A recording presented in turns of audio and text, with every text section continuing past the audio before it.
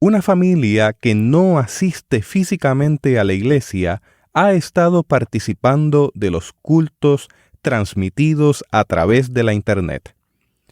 Esa familia envía sus ofrendas a la iglesia.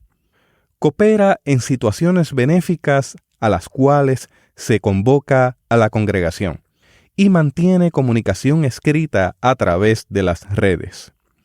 Para nosotros, que estamos trabajando el tema de la espiritualidad y la tecnología, evidentemente esa familia podría considerarse miembro activo del cuerpo de Cristo en forma digital. Y la pregunta es, ¿podríamos hablar de una ciudadanía digital en el reino de Dios?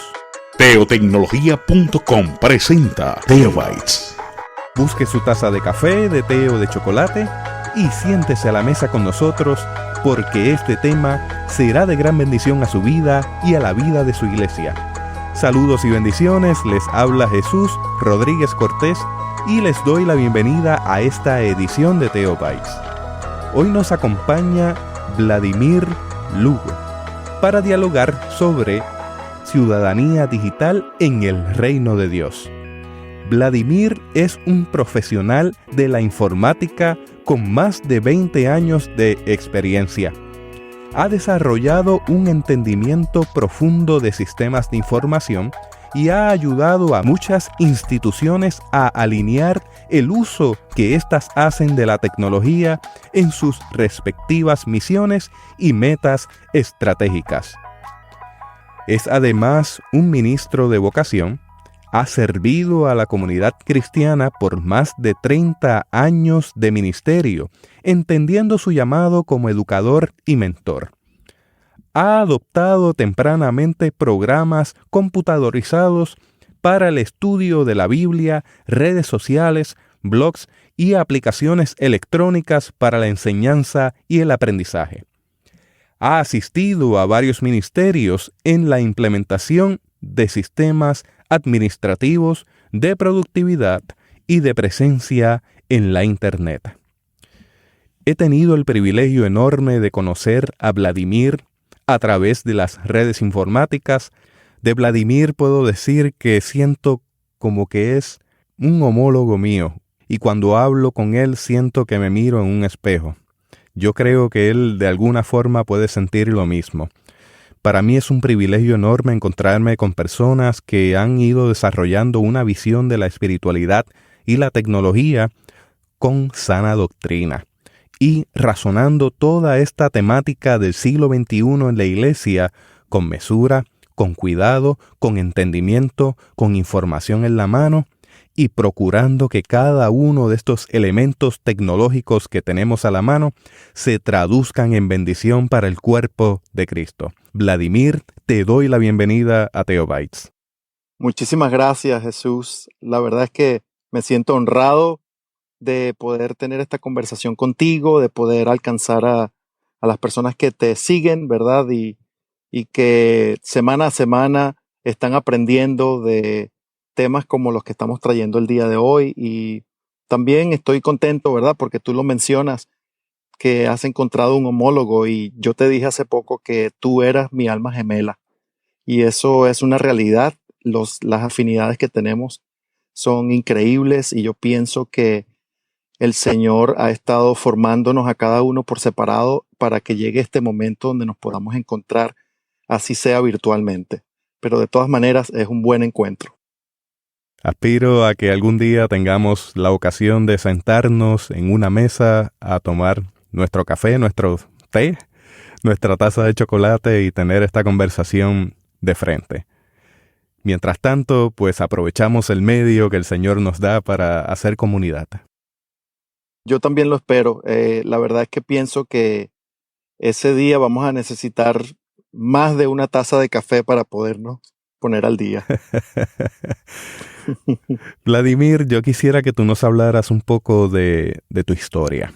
Cómo tú, pues, creciste en Venezuela, tu salida, tu paso por Puerto Rico, luego llegas a Estados Unidos y mantienes relación con tu comunidad de fe, de la cual saliste cuando saliste de Venezuela.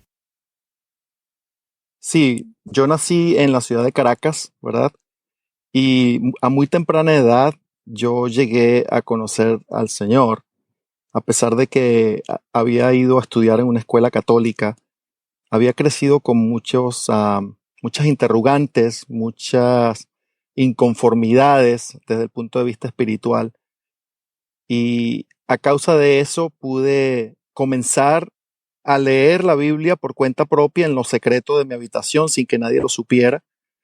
En esa época la Biblia era el libro prohibido, así que yo estaba haciendo algo literalmente ilegal. Y después de eso conocí a un grupo que comenzó a darle sentido a lo que yo estaba leyendo en la Biblia. Y me uní a ese grupo, fue un grupo pequeño, pero después me enteré que eran parte de una de las iglesias más influyentes de la ciudad de Caracas. Y allí, a los 13 años, con la predicación de un buen puertorriqueño amigo, Isaías Narváez, yo le di mi vida al Señor. Desde entonces mantuve un ministerio muy sólido a través de esta iglesia en Caracas, hasta que nos tocó ya salir en el año 95 con rumbo a Puerto Rico para trabajar en unos negocios relacionados a la tecnología del momento, que era la tecnología móvil. A través de esa experiencia yo tuve siempre en contacto con mi iglesia matriz.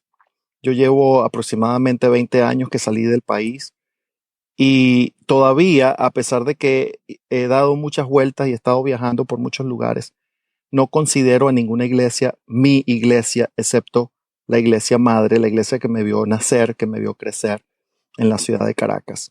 Y de hecho, solamente le digo mi pastor al pastor de esa iglesia que lleva muchísimos años pastoreando ahí en la ciudad. Así que mi membresía, mi ministerio, siempre lo veo como una extensión misionera de esta iglesia en Caracas.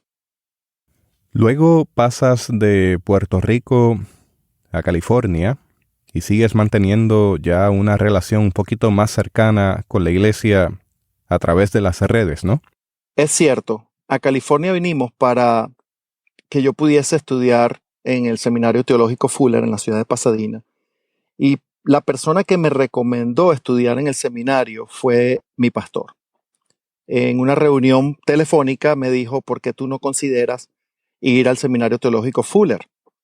Y a pesar de que yo había estado buscando lugares para estudiar y formarme teológicamente, no había pensado en Fuller como una posibilidad hasta que él lo sugirió. Y entonces, a causa de eso, vine acá, me reuní con el personal de admisiones del seminario y fui aceptado y ahí estudié mi maestría en divinidad. Pero durante todo ese tiempo y el tiempo posterior a ese, siempre hemos estado en contacto, en comunicación, en una cobertura espiritual por parte de la iglesia. Y eso ha sido una diferencia, incluso hasta días recientes, donde hay situaciones personales que la iglesia se hace presente de muchas maneras. Ahora, no solamente me refiero al pastor, me refiero a que en esa iglesia nosotros formamos amistades y relaciones que han trascendido todas las fronteras, porque tenemos amistades en todas partes del mundo, Australia, en Canadá, en los Estados Unidos, en Europa, en Sudamérica, que aún nos conectamos, aún seguimos considerándonos partes del ministerio de la iglesia de manera esencial. Y en los años, digamos alrededor de los años 2000, al principio de los años 2000, la iglesia inició un programa de retransmisión de los servicios a través de la internet. Y eso fue para nosotros un gran aliciente, el podernos conectar de forma remota, escuchar las predicaciones del momento, participar de la adoración como la experimentamos allá. Y no solamente eso, sino poder incluso compartir propósitos de oración que al final de cada servicio, algunos de los ministros y de los pastores encargados se encargan de orar por tus necesidades particulares, ¿no? Entonces, ese ministerio ha sido realmente de cobertura y de extensión para nuestras vidas, para nuestra familia y para todas las familias de expatriados venezolanos que de alguna manera hemos sido arropados por el ministerio de esta iglesia.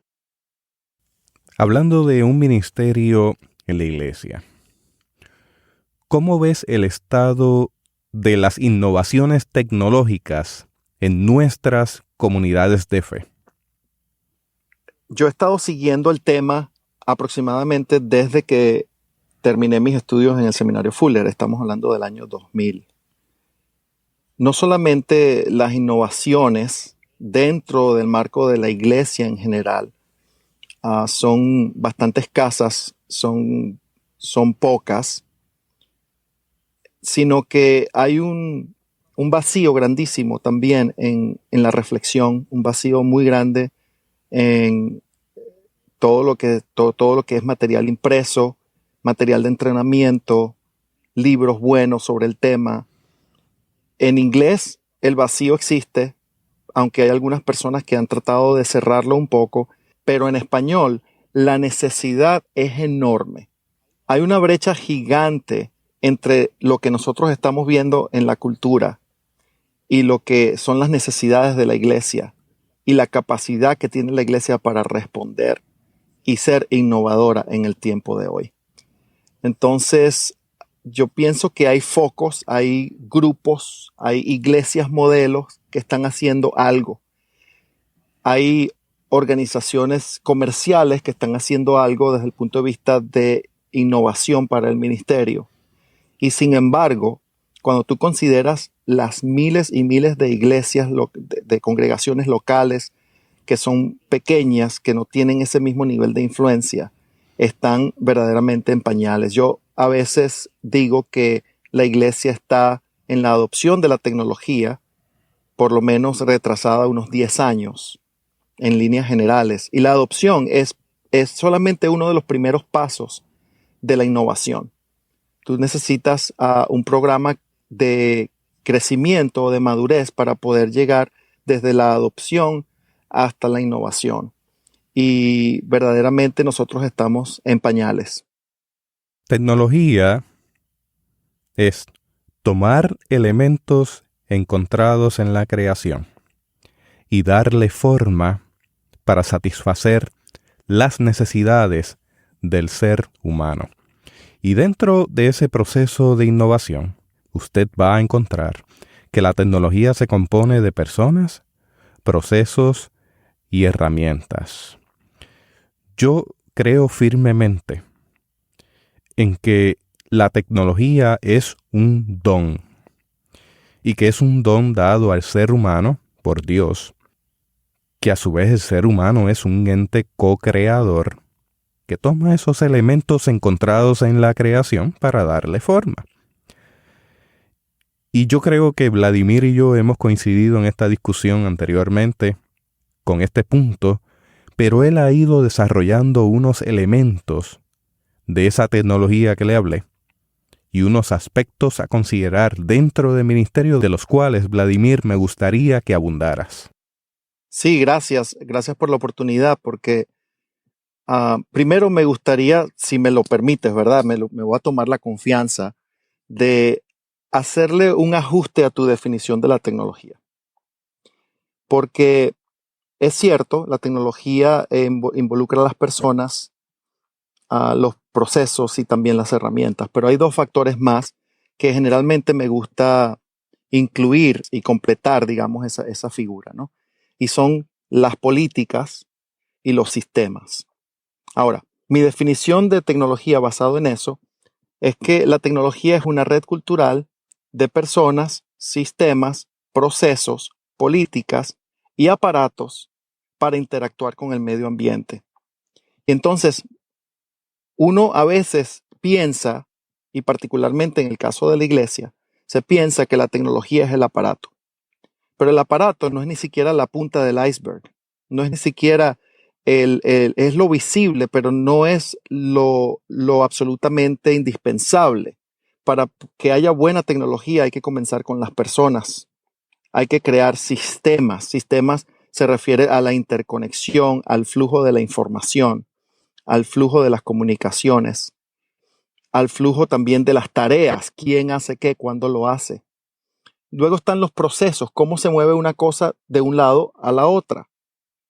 Luego, entonces, vienen encima de eso, como si fuesen capas, vienen las políticas. Y ahí a veces se nos olvida un poco que toda tecnología requiere ciertas regulaciones, ciertos reglamentos. Hay incluso los niveles más altos, que son las leyes nacionales hasta mundiales en cómo se puede utilizar o aplicar ciertas tecnologías. Y finalmente están los aparatos, que es la parte obvia, la parte bonita, la parte que todo el mundo se apresura a adquirir. Eso es sumamente importante para la iglesia, porque con ese conocimiento, cualquier programa que implique una inversión tecnológica dentro de la iglesia necesita considerar todas las 5 capas. Y a veces lo que se nos olvida con facilidad son las personas que van a utilizar la tecnología, que necesitan entrenarse en la tecnología, que van a mantener la tecnología, que van a proveer la tecnología, que la van a implementar, que la van a echar a andar, que la van a hacer efectiva en el ejercicio del ministerio. Y entonces eso es la primera parte que hay que notar en esta perspectiva, es que estos 5 aspectos son fundamentales en todo desarrollo tecnológico dentro de la iglesia. Además de los 5 elementos de la tecnología, me gustaría que nos hablaras de los 5 elementos de la iglesia o 5 aspectos de la iglesia y el ministerio. Sí, además de los 5 aspectos de la tecnología, yo hablo de las 5 funciones esenciales de la iglesia. ¿Sí? La iglesia tiene 5 funciones esenciales también, y para eso uno pudiese recomendar algo de la literatura. Si es posible, a lo mejor comparto contigo algunas de las cosas que utilizo para afianzarme en ese basamento, ¿verdad? Y tú las puedes añadir a las notas después o lo que sea. Pero son los siguientes. Yo los enuncio con 5A. Entonces, la primera A es adorar. Nosotros hemos sido creados para la alabanza de la gloria del nombre de Dios. Entonces, la función de la iglesia es adorar. La segunda A es alcanzar.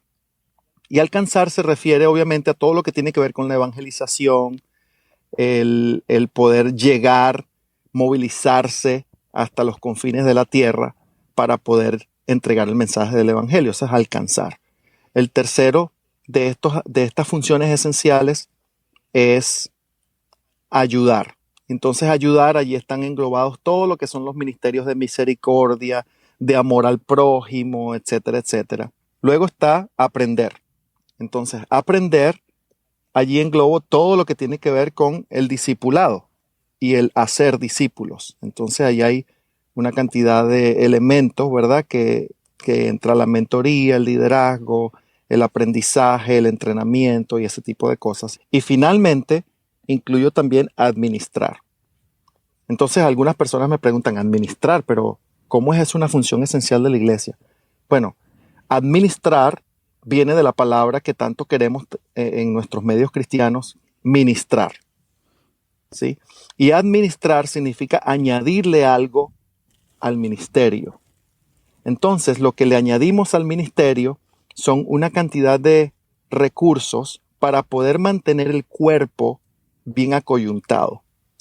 Y entonces la administración yo la relaciono con todo lo que tiene que ver con membresía, con el funcionamiento de todos los ministerios de la iglesia, la coordinación, la colaboración, la comunicación dentro de la iglesia y de sus miembros para poder hacer un trabajo ministerial efectivo. Entonces esos son los 5 aspectos de la tecnología y los 5 funciones esenciales de la iglesia. Ahora, esto es lo que yo hago. Yo con esos 5 aspectos yo hago una matriz.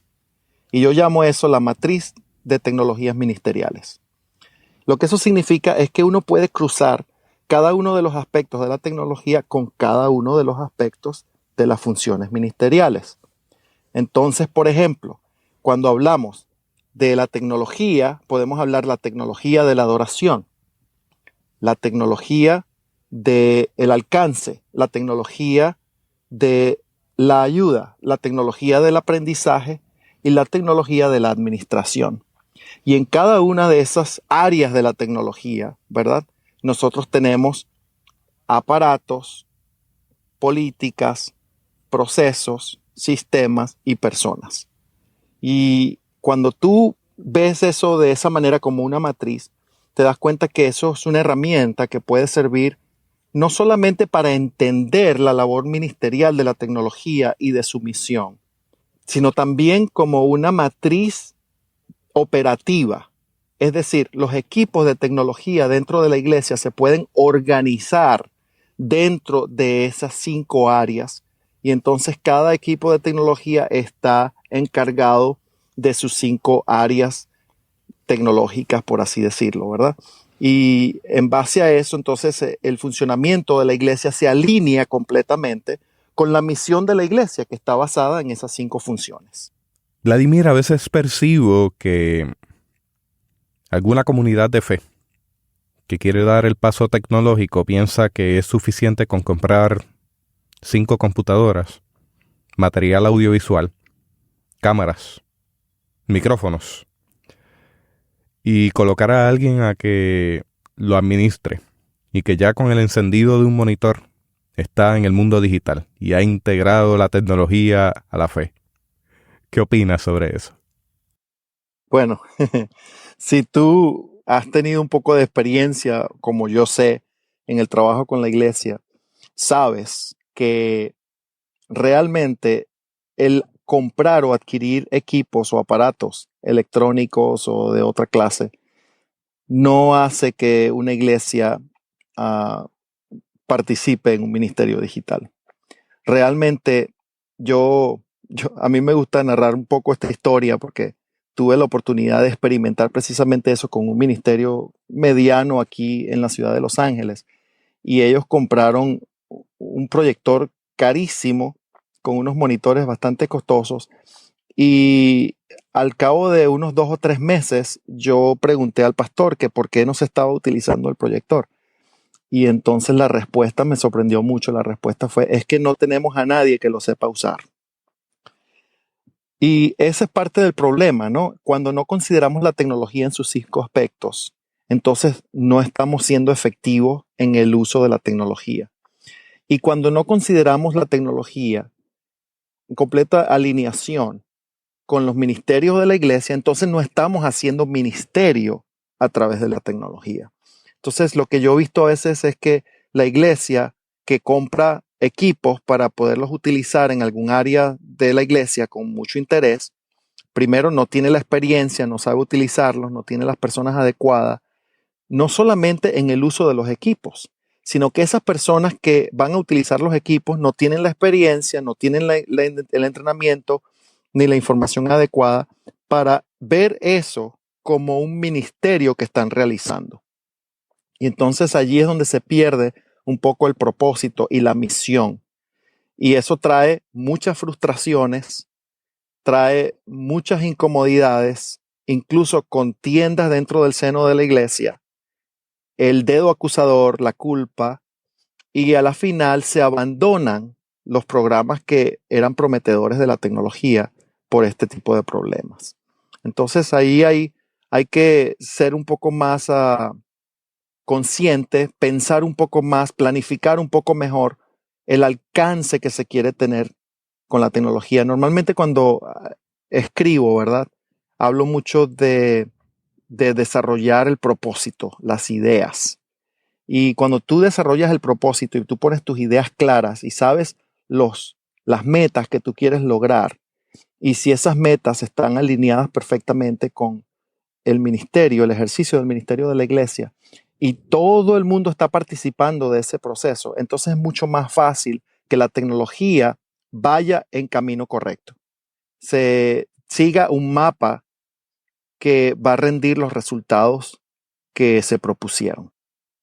Yo quisiera añadir 2 comentarios a eso que acabas de decir, porque forman parte de mi preocupación en el día a día cada vez que veo que se está implantando tecnología o innovando tecnología en las diferentes comunidades de fe.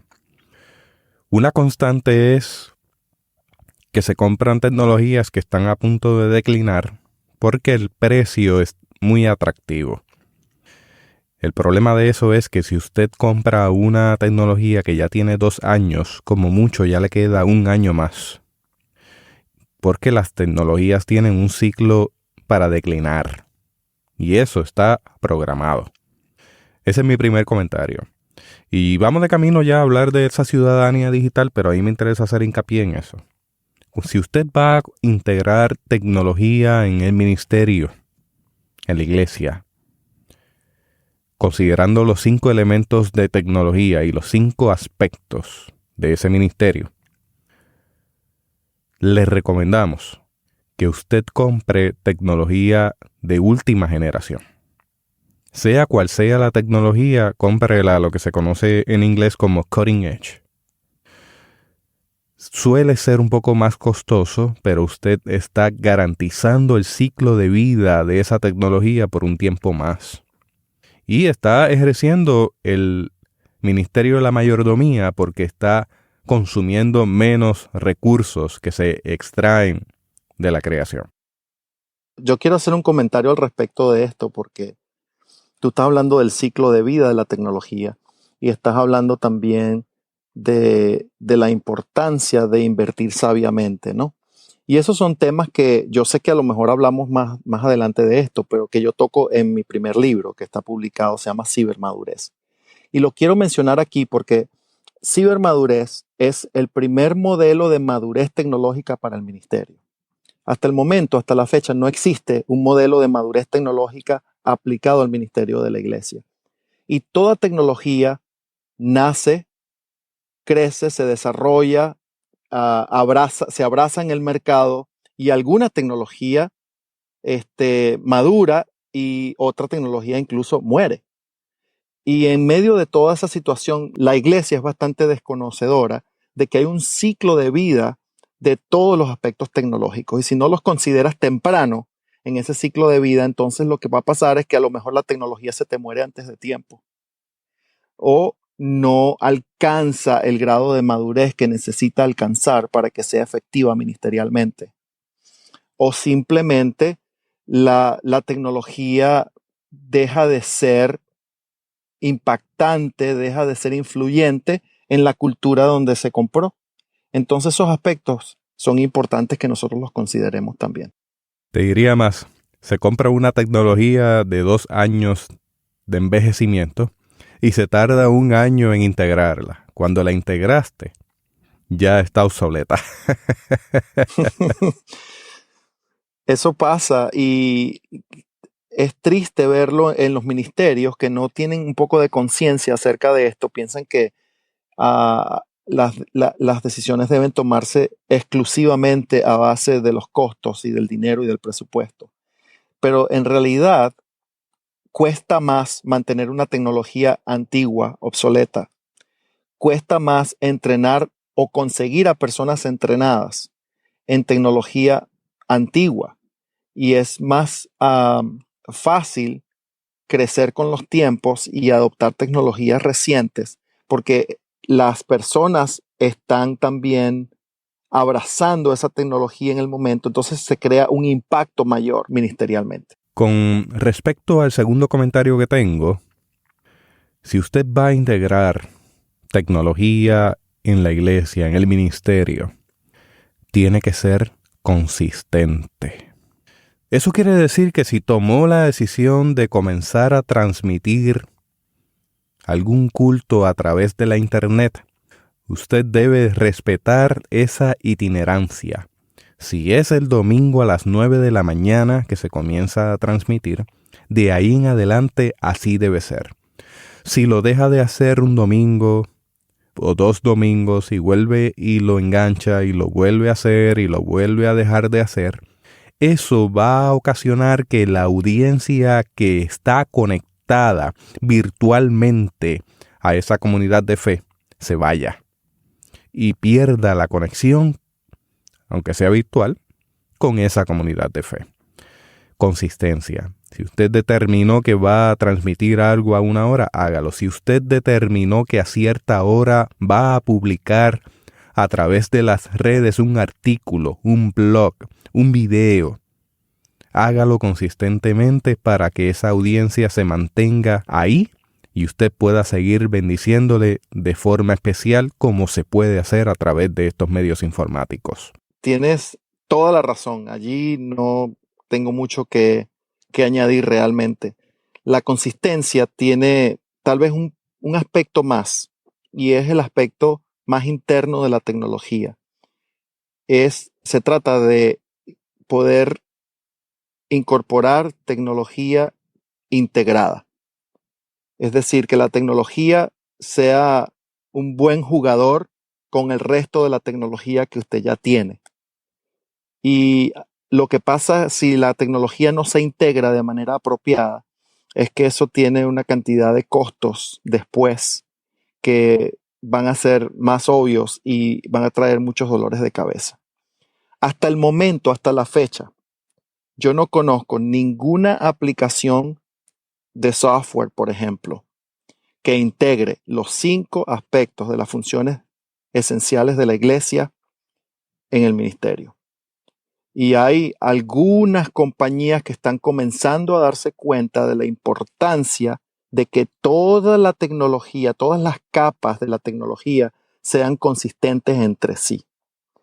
Y por ahora estamos un poco a la merced de algunas de esas compañías que son las desarrolladoras de software. Pero si hay en la audiencia, ¿verdad?, personas interesadas en poder desarrollar esta clase de software, sería interesantísimo, ¿verdad?, que sea consistente dentro del mismo ecosistema de la tecnología en todo el ministerio. Establecí al principio de este podcast una idea sobre una familia que se acerca a través de las redes a una comunidad de fe. Nunca ha tocado esa iglesia físicamente, pero asiste a sus cultos, envía sus diezmos, envía ofrendas adicionales para beneficencia y se comunica regularmente de forma escrita. ¿Qué piensas de una ciudadanía digital en el reino de Dios? Bueno, antes de responderte esa pregunta, quiero leer lo que dice Filipenses en el capítulo 3 y en el verso 20, para poder responder si puede existir o no una ciudadanía digital. Y dice así: mas nuestra ciudadanía está en los cielos, de donde también esperamos al Salvador, al Señor Jesucristo. O sea que en este tema, ¿verdad?, el apóstol Pablo estaba hablando de que hay personas que pueden sentirse ciudadanos con privilegios, con responsabilidades de un pueblo en particular, y en este caso probablemente el pueblo de Israel. Y sin embargo, no vivir de acuerdo a la ciudadanía que le corresponde. Y en el caso de este escrito en particular, dice: nuestra ciudadanía está en los cielos. Es decir, no pertenece a un reino visible, no pertenece al reino de lo natural, no pertenece, obviamente, a las 4 paredes exclusivas de un templo o a la membresía restringida de una congregación. Ya de por sí, entonces, la ciudadanía del reino no tiene fronteras, no tiene paredes, no tiene regionalismos, ¿verdad? Y entonces eso podemos extrapolarlo a lo que es la realidad digital. En la realidad digital no hay fronteras, en la realidad digital no hay regionalismos, en la realidad digital hay personas que tienen una muy fuerte presencia digital y hay otras personas que a lo mejor no tienen mucha presencia digital, pero la tienen, aunque aún no han tomado las riendas o la responsabilidad de su presencia digital. Y lo mismo podríamos decir incluso de organizaciones que han podido establecer una fuerte presencia digital y otras que no. Muchas de las iglesias, sobre todo las más pequeñas, no se han dado a esa tarea de establecer una presencia digital. Ahora, ¿por qué esto es importante? Es importante porque de entrada la palabra del Señor nos está diciendo que la ciudadanía, tal cual como nosotros la concebimos, y por ende, yo me atrevo a decir, la membresía de una iglesia, tal cual y como nosotros la concebimos, no responde a una restricción geográfica, ¿verdad? Ahora, eso para mí es de suma importancia en lo personal.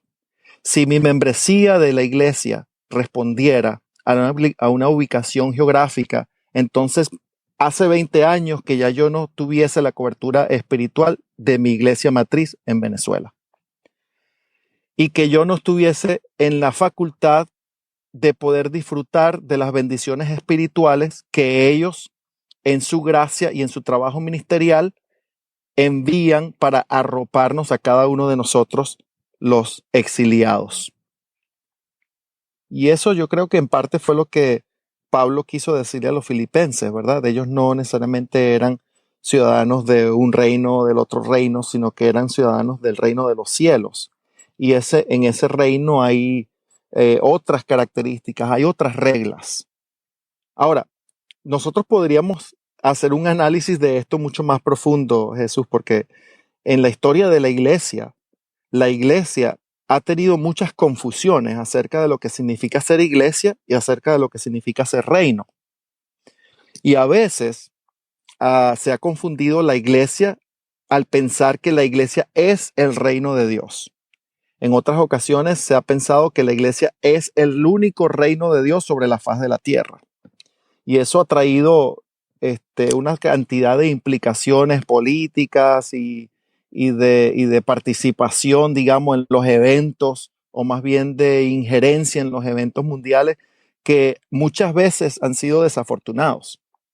Entonces nosotros en la iglesia de hoy, que hemos entendido que la iglesia tiene una función dentro de los planes de Dios, pero que el reino es superior a la iglesia, que el reino de Dios no está en este mundo, que en algún momento ha de venir a restablecerse y va a venir con un rey, ¿verdad?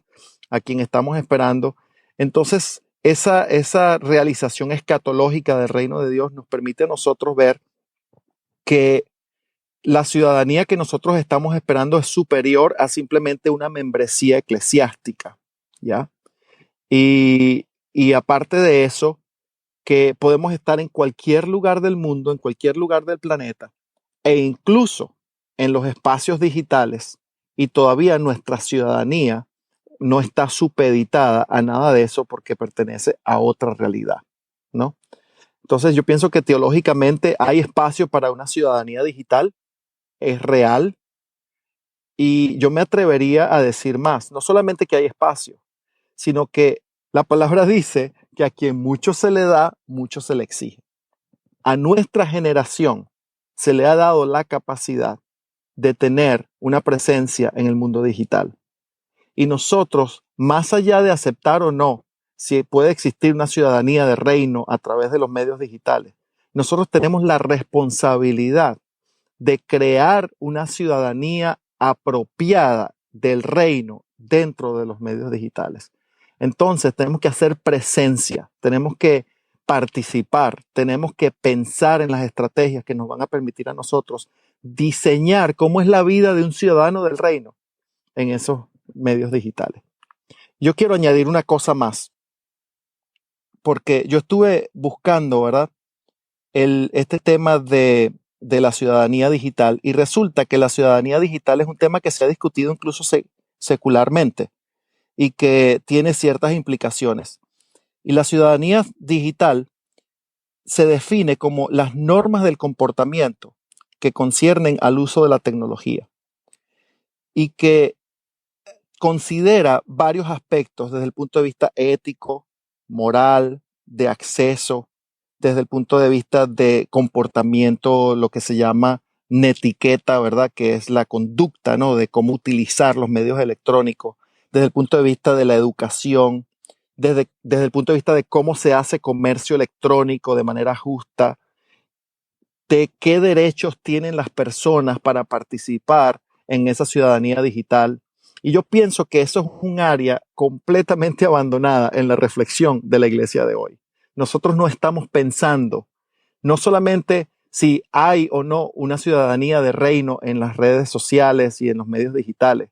Nosotros deberíamos estar pensando cuál es esa ciudadanía, cómo se ve un ciudadano en ese mundo, cómo nosotros podemos ser ese ciudadano, ese modelo de Cristo, de una manera traer a Cristo en ese espacio para nosotros representar a Cristo, traer la imagen de Cristo a ese espacio.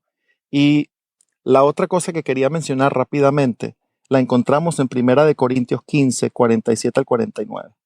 Mira qué interesante esto. Dice, el primer hombre es de la tierra terrenal, el segundo hombre, que es el Señor, es del cielo. ¿Cuál el terrenal? Tales también los terrenales. ¿Y cuál el celestial? Tales también los celestiales. Y así como hemos traído la imagen del terrenal, traemos también la imagen del celestial. Entonces nosotros tenemos la responsabilidad como iglesia, como ministerio, de traer la imagen del celestial, del hombre celestial, es decir, de Jesucristo el Rey y de lo que significa ser un ciudadano del reino a las redes sociales, a los medios digitales, a los espacios cibernéticos, porque esa es la responsabilidad que el Señor nos ha entregado. Y hacerlo de manera correcta, consciente y llena de propósito. Te comento sobre ese detalle de que definitivamente la tecnología es parte de la cultura. Lo mencionaste hace un momento. La iglesia está inmersa en una cultura. A mí, y es un tema recurrente, me preocupa mucho el contacto con las generaciones emergentes que son nativos y cómo las comunidades de fe pueden percibir esos cambios en la manera de relacionarse. Por eso, en gran parte, estoy trabajando esta temática porque este tema, que es la punta del iceberg, está trayendo otras dinámicas de lo que es la eclesiología, como la hemos concebido desde los años 80, que al día de hoy aún algo de esa eclesiología del siglo pasado está presente y de alguna manera está en choque con lo que está sucediendo. Mira, hace poco, Jesús, tuve la oportunidad de asistir a una iglesia aquí en Los Ángeles. Y fue una experiencia muy grata porque ellos estaban en su campaña anual para poder recaudar fondos con unos propósitos muy particulares. Y uno de esos propósitos, eran solamente 3, pero uno de esos propósitos era poder incrementar su ministerio a través de la descarga continua o lo que en inglés se llama el streaming. Ellos ya tienen una presencia en la internet muy fuerte a través de ese ministerio, pero ellos han querido actualizar la tecnología, revisar los propósitos, reconstituir los equipos de trabajo y una cantidad de otras cosas que quieren hacer para ser más efectivos en ese ministerio. Algunas personas pueden pensar que el transmitir el servicio por la internet es todo lo que se necesita para hacer el ministerio, pero esta iglesia va mucho más allá. Por las 4 semanas consecutivas mostraron videos de personas en distintas partes de los Estados Unidos que se benefician y se conectan semanalmente a través de este servicio de la iglesia. A través del servicio de la iglesia hacen sus ofrendas, participan de manera local de las actividades que la iglesia matriz aquí en Los Ángeles promueve. Y no solamente eso, sino que la iglesia se da a la tarea de, en algún momento u otro, llegar hasta esos lugares y conocer de manera personal a aquellos que han decidido ser miembros de la iglesia remotamente. Yo pienso que nosotros necesitamos saber que no es responsabilidad del que escucha de un lado de las redes el ser miembro o no de la congregación. Es responsabilidad de la directiva, de la administración, de los pastores, de esa congregación, el poder llegarse hasta las personas que están al otro lado de los medios para poder alcanzarlos con el mensaje de salvación y con el mensaje de la ciudadanía, ¿verdad? Del reino de Dios. Y ahí, pues, obviamente, allí necesitamos abrazar entonces a las nuevas generaciones, a los más jóvenes que constantemente accesan a los servicios en transmisión directa, ¿verdad? De algunos ministerios. Y necesitamos entonces hacer un plan de trabajo para que el medio no se convierta en el ministerio, sino que el medio siga siendo el medio y que el ministerio siga siendo el ministerio. Es decir, que el medio lo utilicemos para llegar a las personas donde se encuentran, para entonces poderles abrazar con la visión de la iglesia. Y eso fue lo que hizo el Señor, ¿no? A la final, Él utilizó ese medio de la encarnación para poderse llegar a nosotros cuando nosotros estábamos aislados, estábamos separados y estábamos en gran necesidad de escuchar una palabra de vida, ¿no? Y nosotros necesitamos extender esa misma gracia. De gracia hemos recibido, de gracia entonces tenemos que dar a todos aquellos que de alguna manera se relacionan a los ministerios de alcance de la iglesia por estos medios. Debe quedar meridianamente claro. 1. Que la responsabilidad de la iglesia es acercarse a las personas que están conectadas. Y acorde con eso, recordar que tenemos un ejemplo en Pablo, que fue a donde estaba la gente, en la medida que se iba enterando que se estaban formando comunidad cristiana en diferentes lugares. Y si no podía llegar, enviaba la carta. Pero allí había una respuesta de parte del ministerio de la iglesia en acompañar en las diferentes circunstancias de la vida. Precisamente el ejemplo de Pablo es un ejemplo clásico, aunque muchas veces en el seno de la iglesia no lo pensamos de esa manera, ¿verdad? Y es que Pablo incluso abrazó bajo su ministerio a iglesias que él no fundó, a grupos de los cuales otros ministerios fueron encargados de sembrar. Y yo no sé por qué, pero en la iglesia de hoy parece que hubiese un hálito de exclusividad, ¿no?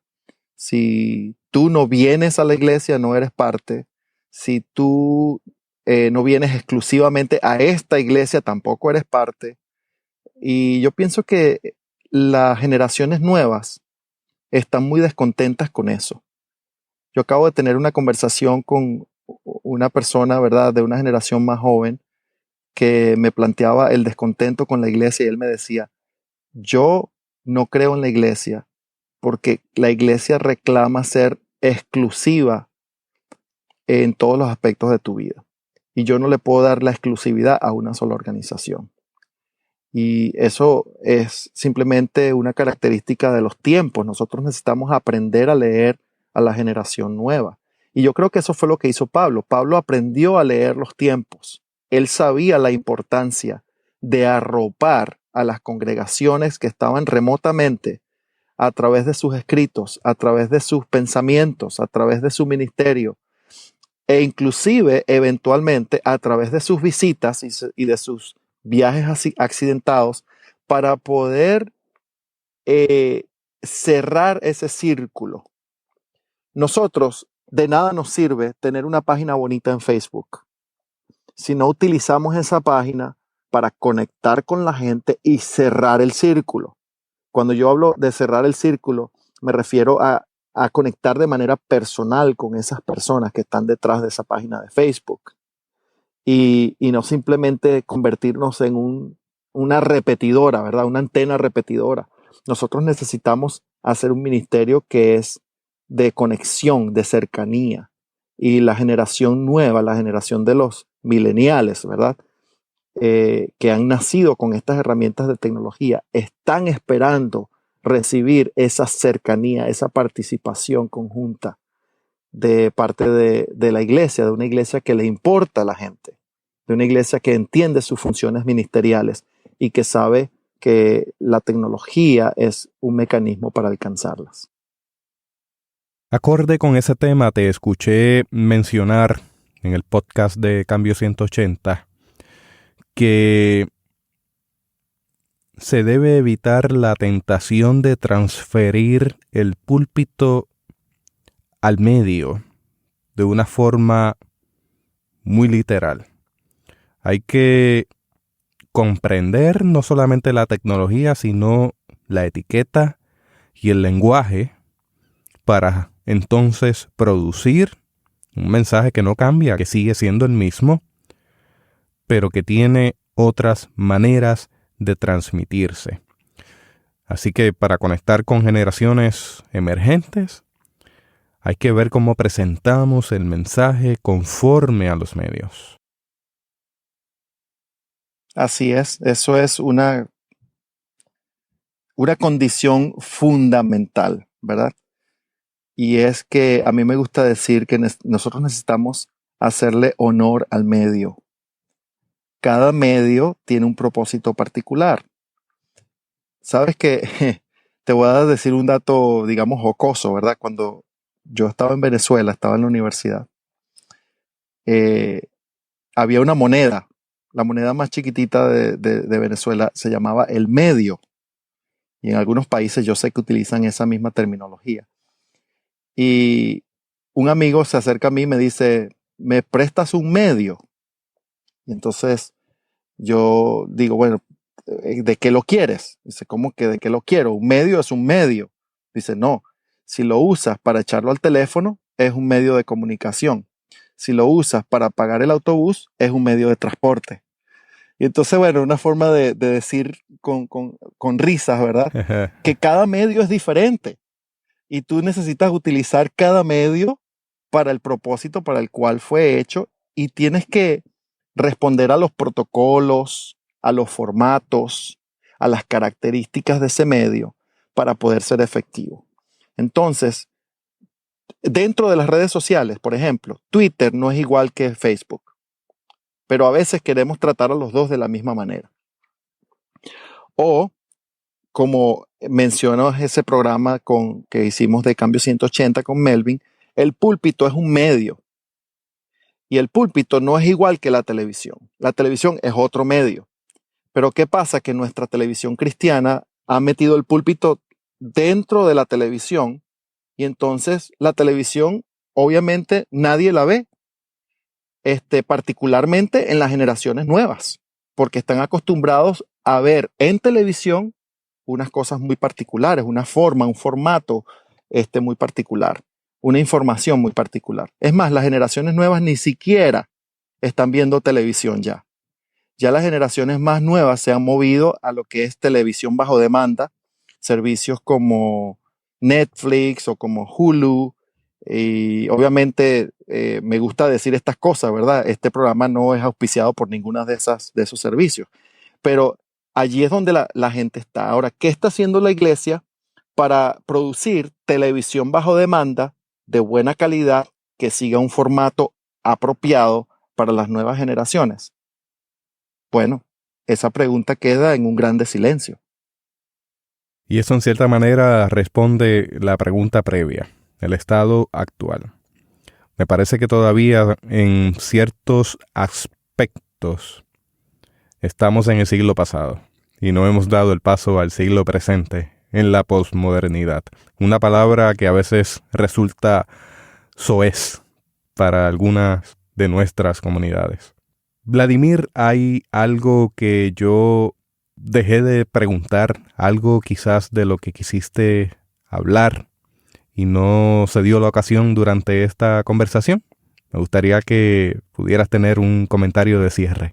La conversación comenzó con una pregunta que tú me hiciste. ¿Cuál es el estado actual de la innovación en la iglesia? Y a mí me gusta cerrar las vueltas, ¿verdad? Cerrar el círculo. De hecho, estábamos hablando de eso hace un momento. La innovación no se da al azar. La innovación es un resultado planificado, un resultado bien pensado y un resultado que pasa por varias etapas.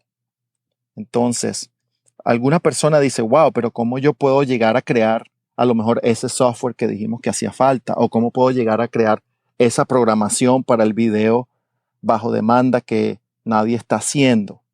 Bueno, ese sería tal vez un par de aspectos innovadores porque no existen a mi conocimiento. Pero la realidad es que para poder llegar ahí hay que comenzar en algún punto, ¿no? Entonces, yo he llegado a la conclusión de que la innovación tiene 7 pasos. El primer paso es iniciar, obvio. Hay que comenzar por alguna parte. El segundo paso es indagar, que es cuando se comienza uno a empapar del asunto, a conocer la necesidad, a conocer alguna de la tecnología que esté disponible que nos puede ayudar como puente.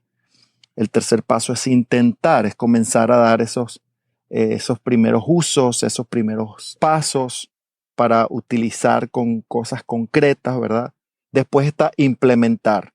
Implementar es crítico, es como la bisagra que empata el proceso anterior con el proceso futuro.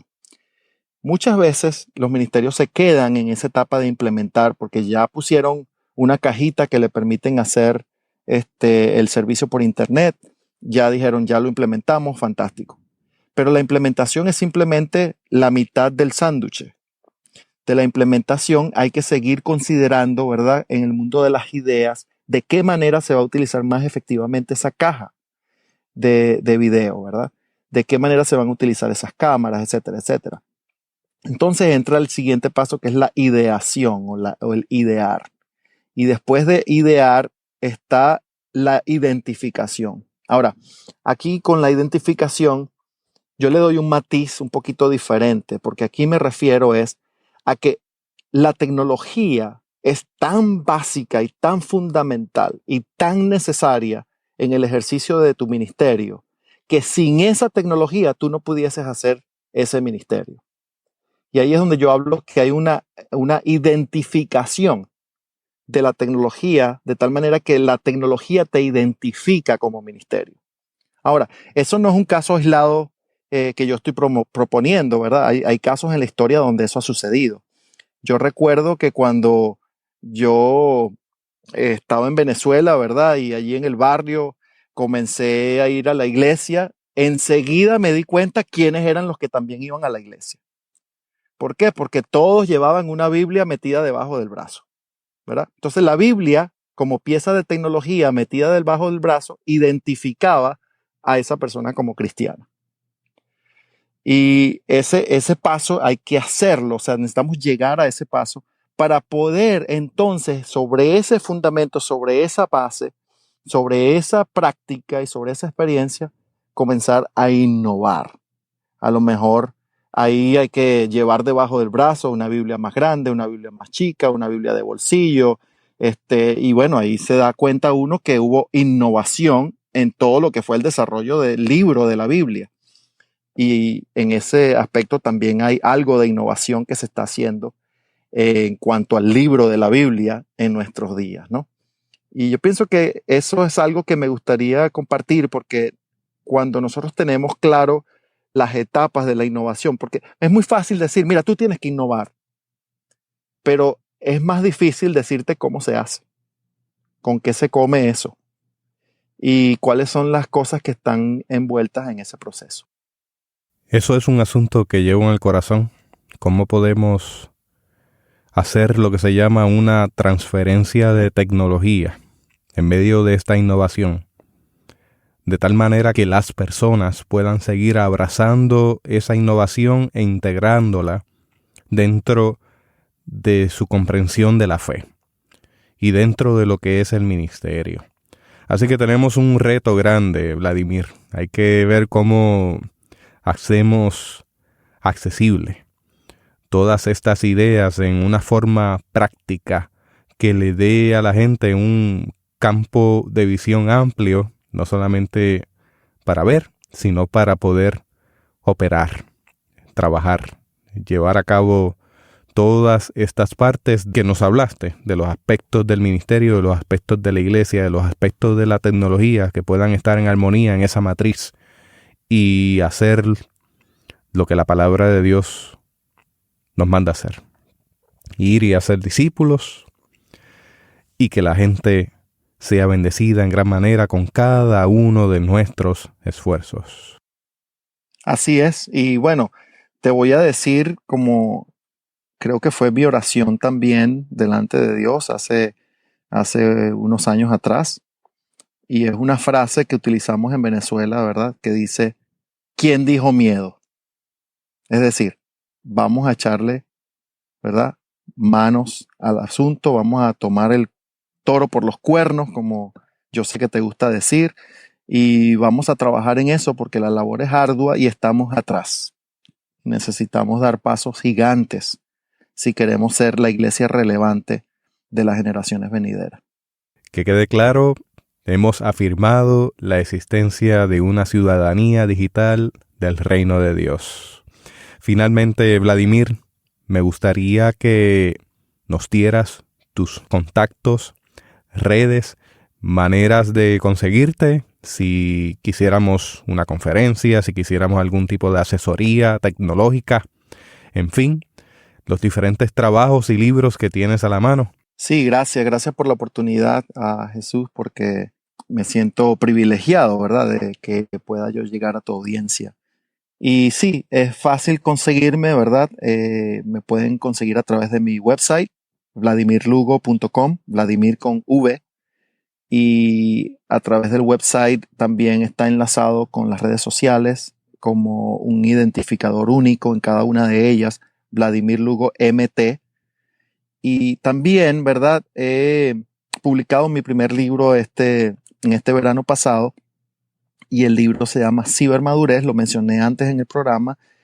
Estas ideas acerca de la innovación están contenidas en ese libro y otras cosas más que pueden ayudar al ministerio a saber dónde se encuentra y a crear un mapa de madurez tecnológica para alcanzar sus metas y sus propósitos.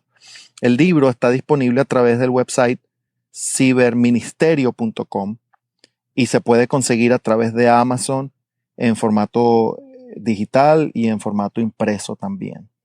Así que es fácil. Yo creo que si incluso hacen una búsqueda en Google con mi nombre, yo aparezco al principio de los motores de búsqueda. Así que no es difícil conectarse conmigo. Y espero que ojalá se puedan conectar conmigo, que me escriban a través de cualquiera de las redes. Yo trato de responder en un tiempo prudente. Si quieren enviarme correo electrónico, lo pueden hacer y poder estar en contacto. Yo estoy dispuesto a dar ese paso de cerrar ese círculo hasta ustedes. Así que necesitamos predicar vivir lo que predicamos, ¿verdad? Y quiero también darles esa oportunidad. Muchas gracias, Vladimir, por este espacio de diálogo fructífero. Sé que no será la última vez que hablemos y ya hablaremos en otra ocasión e incluso nos veremos en otra ocasión. Ojalá que no. Espero que podamos seguir en esta conversación que es continua y que hay mucha tela por cortar. Si usted desea encontrar las notas de este episodio, le invito a visitar nuestra página en la internet www.theobytes.com/digital www.theobytes.com/digital. También le invitamos a compartir este episodio con otras personas utilizando los botones de las redes sociales provistos en la página. Hasta aquí esta edición de Theobytes. Gracias por darnos el privilegio de llegar hasta ustedes a través de las redes informáticas. Será hasta el próximo episodio. Que la paz y la gracia de nuestro Señor Jesucristo sea con ustedes.